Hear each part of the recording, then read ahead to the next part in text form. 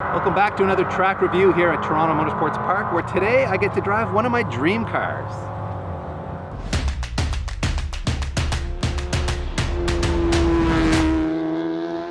My lucky day today, Tyler. Thank you very much for bringing out your NSX. No problem. You run a shop called Advanced Auto Pro? Yeah, Advantage Auto Pro. In the Niagara area? Yep, Niagara Falls. Okay. Well, maybe you'll see more of it, because he was just telling us he runs a body shop, and we need paint work all the time, so hopefully you'll see more of Tyler. But today you're going to see more of his NSX. This is an early one. What year is it? 1992 NSX. Okay. And what have you done to it? Kept it pretty modest. Suspension mods like KW suspension, Type R sway bars, Type R ABS unit, and just a few carbon fiber mods, more for looks than anything else. Oh, it looks great. Yeah, and other than that, it's a pretty stock car because they do come pretty good right from the factory. They do. So you haven't done any fancy power adders? No, a set of headers and an exhaust, but that's pretty much the only thing these cars need to open them up. So okay, it's a good car. You have it out here like every Wednesday night, so I try to, yeah. We know it's a reliable track car, and the inside is pretty standard too. Other than the seats, and the factory seats are nice. It's just nice having a set of harnesses if you're out here. For sure. And wheels and tires, you've obviously gone with the Yankee RPF ones, a classic look. They're the best, I think. I love them too. All right, thanks for the quick rundown on the car. I think it's time for me to put my lid on and go live that NSX dream. All right, guys, I am belted in here, and what a treat this is. My God, this is truly one of my dream cars. I mean, what's better if you're a Japanese car guy like I am than an NSX, and especially an early one. I just love the pop-up headlights, and this is the Ayrton Senna era NSX, and it's, God, I'm so stoked as an old VTEC warhorse to go out and rip some tech in an NSX that's perfectly modified. Like, it's got KW Club Sports, it's got the Type R ABS, which Tyler was telling me saved him 2 seconds a lap over the old ABS system. It's just got the right stuff on it. So I'm really stoked to go around here for a few laps and just feel that Ayrton Senna magic in the tuning. Apparently he played a very big role in the suspension tuning of this car. I'm not sure how much of that is mythology and how much of that is true, but if you're an NSX fanboy like I am, you've seen this car on Suzuka circuit in Japan with him driving it around in like leather loafers, which I always found a little amusing, although I'm wearing the modern equivalent of leather loafers with my Nike running shoes here. So anyway, guys, let's roll it on to TMP here. The clutch has a fairly heavy feel to it. It's got manual steering because mid-engine, it's light in the front. You don't need a lot of assist, and with a manual steering rack, you do have really good feel. So let me just adjust the mirror here. I don't expect anyone to catch me, but you never know. There are some fast cars out here, so I shouldn't say that. So I'm just going to do a quick exploratory lap here, kind of get settled with the ergonomics, see how it feels to heel and toe, and I gotta say the driving position is really quite different than a normal car. You're kind of laid back, almost like in a Formula car seating position, which is good for headroom because I just barely have enough headroom here. And that said, the controls all fall into your hand nicely, so it's not like I'm uncomfortable by any means. I'm just in a bit of a different position than I'm used to. So let me just try a little heel and toe action there. All right, getting the feel for it. I wouldn't mind being a little closer to the steering wheel. You can see I'm kind of stretched to it, but the seat rail, this aftermarket seat rail, wasn't too happy with the idea of moving, so I'm just gonna leave it where it is and kind of drive with my fingertips. But this is one of those cars that you can do that in. So, man, the motor is just so smooth. I love it. And let's see how the grip feels through turn 8 here. Feels pretty darn good, guys. The steering feel is actually heavier than I was expecting, but very positive feeling. And with this staggered wheel and tire setup, not too sure if it's going to have understeer or oversteer, so I'm going to just sort of sneak up on a lap time here, because the last thing I want to do is hurt. Gosh, I think that's third gear. I'm so busy talking, I forgot what gear I'm in. It's got really long gears. I was only into third gear on the front straight there, so this thing's got like Autobahn gearing in it. Revs all the way up to 82 or maybe a bit more. I think it's 8,200 RPM. Oh man, this thing is so good. The sound it makes. It's not like a K-Series, boys and girls. It's like a baritone version of a VTEC Honda motor. It's got a much deeper sound to it. I don't know how well you guys can hear it, but oh man, it makes good grip through the S's. Wow, you only need second gear through this part of the track too, which is a little unusual. A little bit of push there.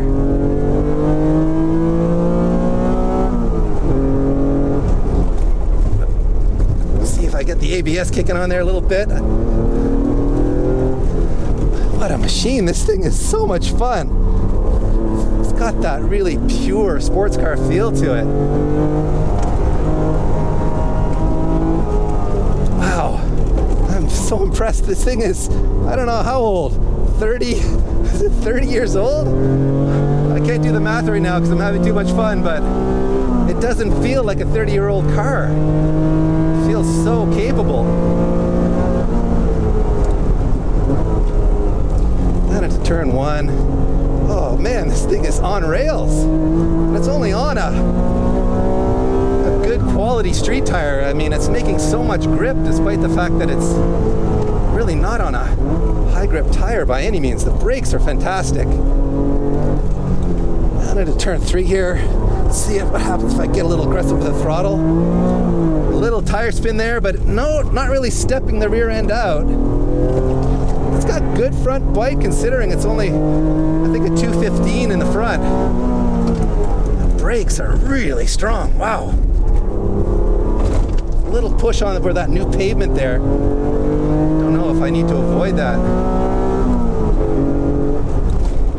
Down into the turn 7 and 8 section here. On the gas nice and early. This car has no bad habits, man. It has no really scary sense of like wanting to oversteer, you know, with that mid-engine in the back, all that weight. You'd think it might want to pendulum the rear end on you, but it feels super planted, and the traction when you get on the throttle out of the corners is just phenomenal. What a machine. I'm in love, guys. I'm in love. Man, this thing is absolutely glued to the racetrack. A little bit of a drift there into the S's. I'm just getting to feel comfortable, build some confidence in this car, but it is just dialed in.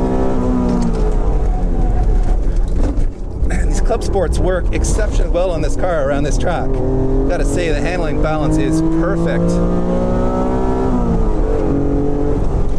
Hard on the brakes, down into the little chicane here. Little tire spin.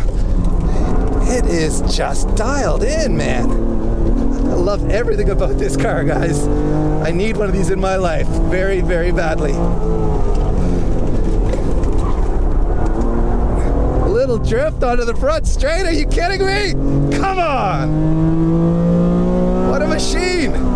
What a machine. I am in love. Woo! All right, guys, that is 3 hot laps in Tyler's 1992 NSX.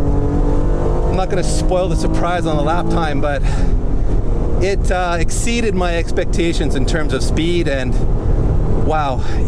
I mean, I had such high expectations of the driving experience because I've watched all the fanboy videos and I've coveted these cars really my whole adult life. To finally get to rip one on the racetrack, and my home track at that, is just such a thrill, and it lived up to all of the expectations. This thing is spectacular.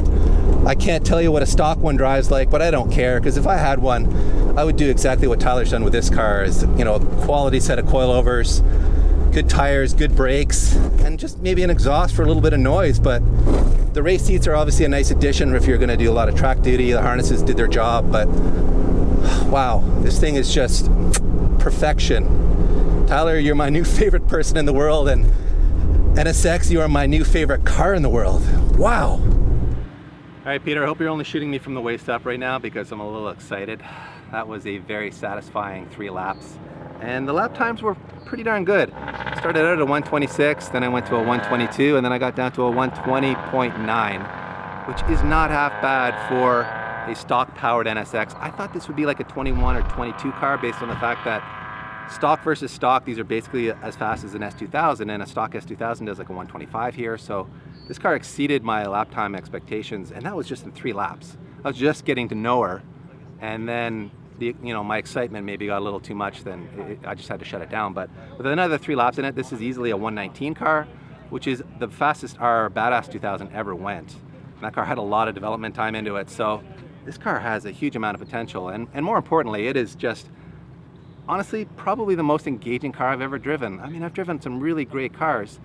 Lotus Elise I would put in like my top 3 of most engaging cars to drive, but there's something really pure and really special about this car.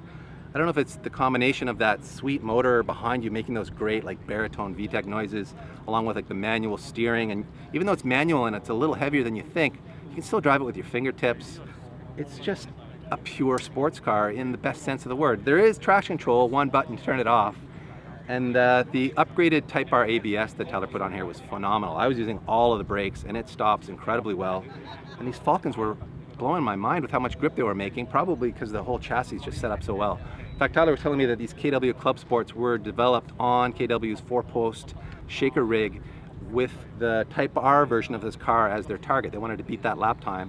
So this was not just like a slapdash kit that they built. They very specifically engineered it to go after that Nürburgring lap time of the Type Rs, and it shows because this car is just dialed.